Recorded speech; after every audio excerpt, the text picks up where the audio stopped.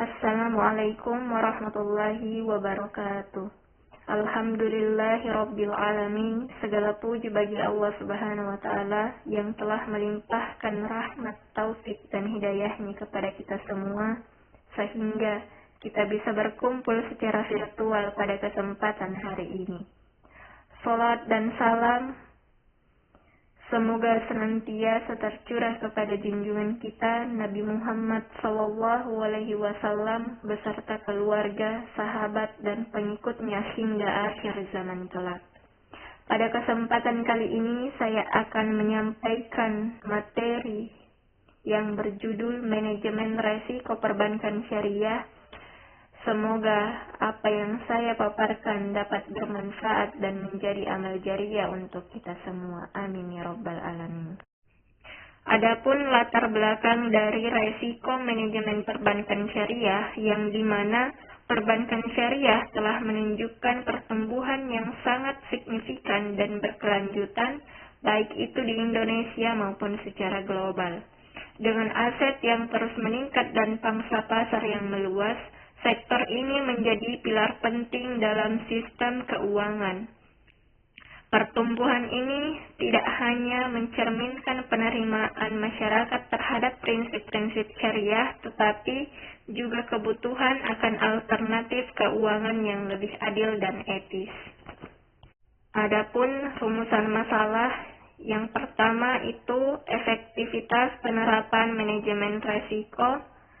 Seberapa efektifkah penerapan manajemen resiko yang ada saat ini dalam mengidentifikasi, mengukur, dan memitigasi berbagai jenis resiko yang dihadapi oleh perbankan syariah?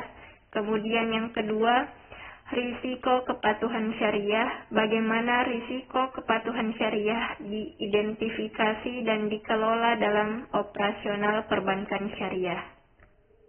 Adapun pembahasan yang pertama, apa itu manajemen risiko syariah? Jadi, manajemen risiko syariah adalah suatu kerangka kerja dan proses sistematis yang dilakukan oleh lembaga keuangan syariah untuk mengidentifikasi, mengukur, memantau, mengendalikan, dan memitigasi berbagai jenis risiko yang mungkin timbul dari aktivitas operasional dan bisnisnya, dengan tahap memastikan seluruh proses dan produk mematuhi prinsip-prinsip syariah Islam. Perbedaan dengan manajemen risiko konvensional dipengaruhi oleh beberapa. Yang pertama, fokus utama.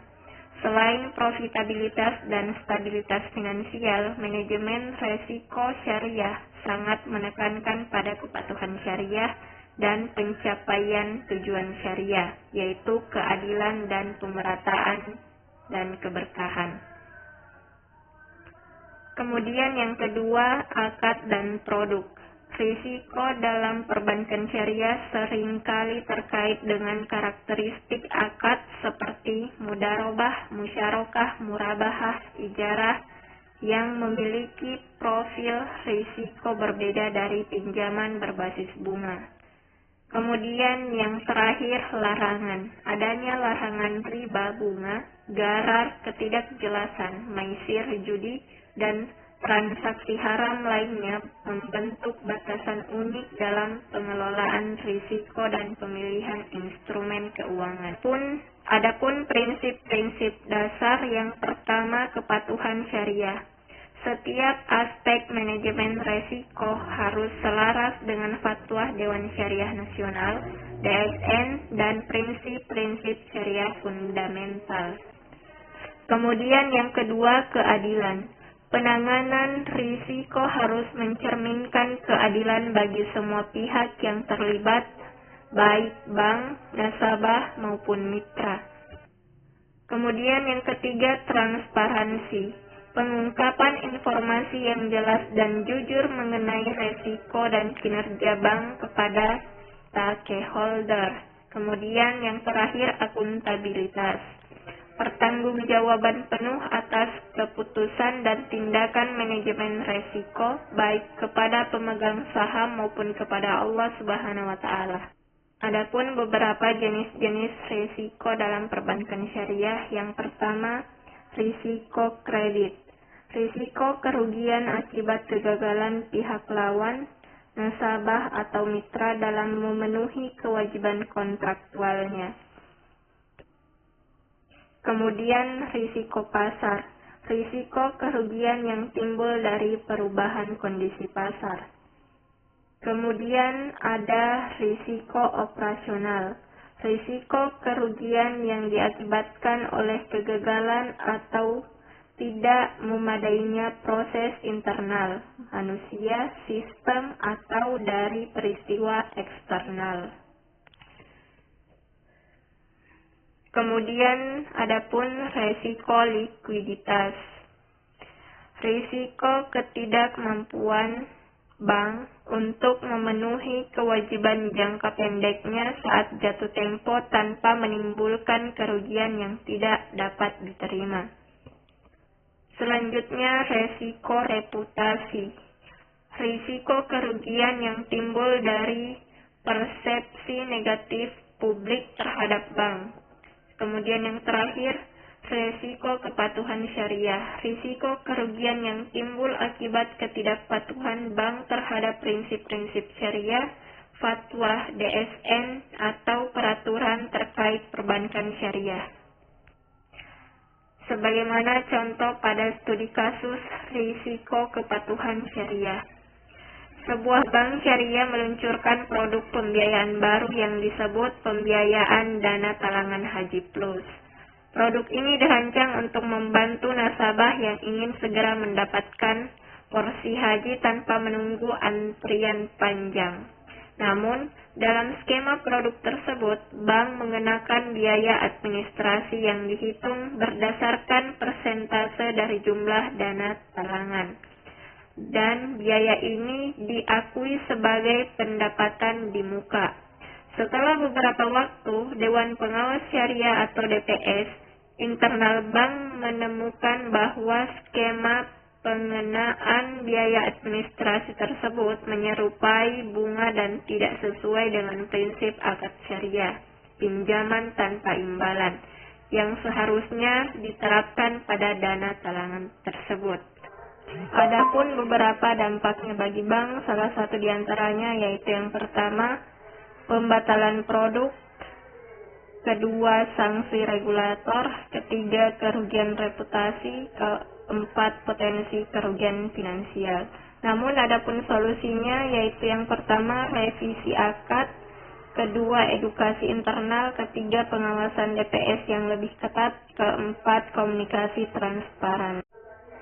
Adapun peran Dewan Pengawas Syariah atau DPS, yang dimana Dewan Pengawas Syariah atau DPS adalah organ independen yang memiliki peran sentral dalam memastikan seluruh operasional, produk, dan layanan perbankan syariah senantiasa sesuai dengan prinsip-prinsip syariah. Adapun tugas Dewan Pengawas Syariah, yang pertama memberikan fatwa, meninjau produk, memberikan rekomendasi, audit syariah, dan yang terakhir resolusi konflik. Adapun tantangan dalam manajemen risiko syariah, yang pertama, kurangnya sumber daya manusia yang kompeten.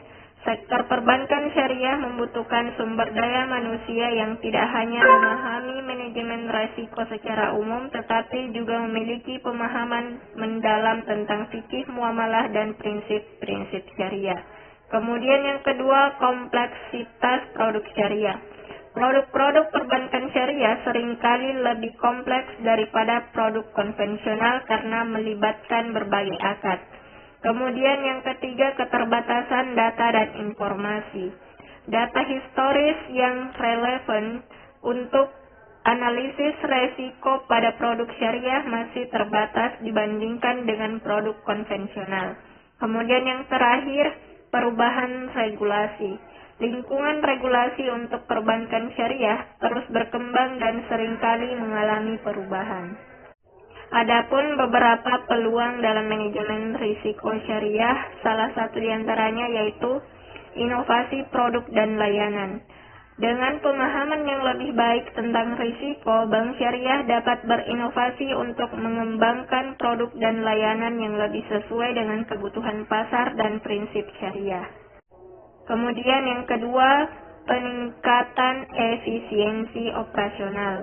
Penerapan sistem manajemen resiko yang canggih dan terintegrasi dapat membantu mengidentifikasi inefisiensi dalam proses operasional. Kemudian yang ketiga, ekspansi pasar global, yaitu pasar keuangan syariah global terus tumbuh. Kemudian yang terakhir, peningkatan reputasi dan kepercayaan.